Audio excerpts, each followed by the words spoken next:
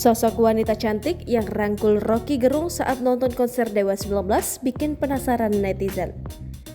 Sosok wanita muda dan cantik menjadi sorotan ketika ia tersorot kamera merangkul Roky Gerung di konser Dewa 19 pada Sabtu 4 Februari.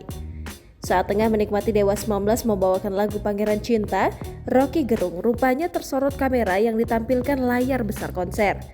Meski hanya beberapa detik, Roky Gerung tertangkap kamera sedang dirangkul wanita yang lebih tinggi darinya. Sosok wanita itu bukanlah orang sembarangan, yakni diduga adalah Salsabila Syaira.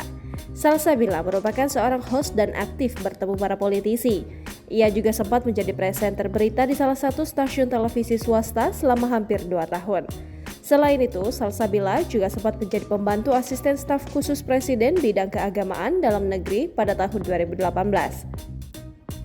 Saat ini ia tengah menempuh pendidikan S3 di Universitas Padjadjaran sekaligus menjadi host di kanal YouTube Misunderstanding IDN.